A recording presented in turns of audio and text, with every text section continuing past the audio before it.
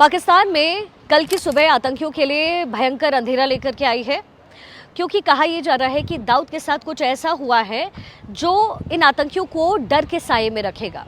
पाकिस्तान में एक बड़ा खेल हुआ है। मीडिया रिपोर्ट्स के मुताबिक आशंका जताई जा रही है कि सालों से पाकिस्तान में रह रहे अंडरवर्ल्ड दाऊद इब्राहिम को जहर दिया गया है और वो इस वक्त अस्पताल में भर्ती है। रिपोर्ट्स के मुताबिक दाऊद इब्राहिम को कराची के एक अस्पताल में भर्ती करवाया गया और उसकी हालत बेहद गंभीर इस वक्त बताई जा रही है। दावा किया गया है कि दाऊद इब्राहिम को उसके घर पर ही जहर दिया गया है। वैसे एक जगह तो यहाँ तक दावा किया गया है कि दाऊद इब्राहिम को 15 दिसंबर को जहर दिया गया था और 17 दिसंबर को उसकी मौत हो चुकी है, लेकिन इस बात की फिलहाल कोई पुष्टि नहीं है। लेकिन आज मैं आपको बताने वाली हूं कि आखिर दाऊद इब्राहिम अंडरवर्ल्ड का इतना बड़ा डॉन बना कैसे, आखिर ऐसा क्या हुआ कि उसको डॉन का रूप अख्तियार करना पड़ा। आइए आपको बताते हैं। दाऊद इब्राहिम कास्कर, अंडरवर्ल्ड दाऊद इब्राहिम या फिर सीधा नाम कहे तो दाऊद, जिसका नाम सुनते ही इंटरपोल से लेकर के दुनिया की बड़ी बड़ी जांच एजेंसियों के कान खड़े हो जाते हैं, जिसके नाम मात्र से ही किसी भी न्यूज़ रूम की हेडलाइन तैयार हो जाती है, पट्टियां लिखी जाती है। आज उसके किस्से का जिक्र हम करने वाले हैं। चर्चा होगी उसके अंडरवर्ल्ड नेटवर्क्स की, उसकी रंगीन जिंदगी की, उसके बॉलीवुड कनेक्शंस की और डोंगरी से दुबई तक के उसके सफर की। 1995 में बंबई का नाम बदलकर मुंबई कर दिया गया, लेकिन उसके पास में बसा एक गांव डोंगरी में कुछ नहीं बदला। डोंगरी एक ऐसी जगह और ऐसा नाम है जो तकरीबन हर तरह के गैर कानूनी काम, अराजकता और फिर हाजी मस्तान, करीम लाला और बाशु लाला समेत माफियाओं के नाम के साथ जुड़ा हुआ है। उसी डोंगरी से निकलता था दाऊद इब्राहिम। 1993 के बंबई ब्लास्ट केस में जब उसे मुख्य आरोपी उस वक्त माना गया तो वो पाकिस्तान के कराची में बैठ करके बंबई के अंडरवर्ल्ड पर राज कर रहा था। ब्लास्ट के बाद दाऊद सीधे केंद्रीय एजेंसियों के रडार पर आ गया और संभवतः इसीलिए उसने 1995 के आसपास पत्रकारों से कहीं ना कहीं किनारा किया, वरना ब्लास्ट से पहले वो कई पत्रकारों से सीधे बात भी करता था। इस खामोशी को तोड़ा एस हुसैन जैदी ने, लेकिन इंटरव्यू के लिए एक शर्त उस समय रखी गई और शर्त यह कि जैदी उसका इंटरव्यू बिना तोड़े मरोड़े छापेंगे और उस आदमी से कभी भी संपर्क नहीं करेंगे जो उन्हें दाऊद तक लेकर के गया था। ये बात उस समय की है जब मैसेज पेजर पर भेजे जाते थे। दाऊद ने भी पेजर पर ही मैसेज कर इंटरव्यू के लिए हामी भरी थी।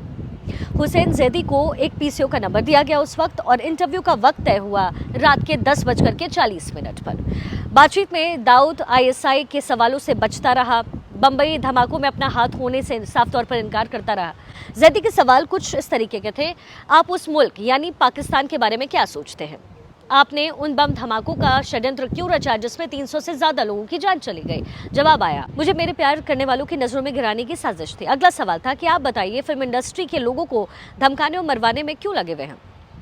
क्या आपको गुलशन कुमार की हत्या किए जाने के बारे में जानकारी थी? दाऊद ने इस पर जवाब दिया, मुझे तब पता चला जब रॉयटर्स ने मुंबई में ये खबर जारी की थी, यानी इसमें भी उसका हाथ नहीं था।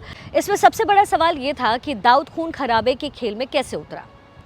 दाऊद के मुताबिक किस्सा कुछ उस समय यूं था कि उसका एक पत्रकार दोस्त था, इकबाल नतीम। वो पठानों से बड़ी नफरत करता था।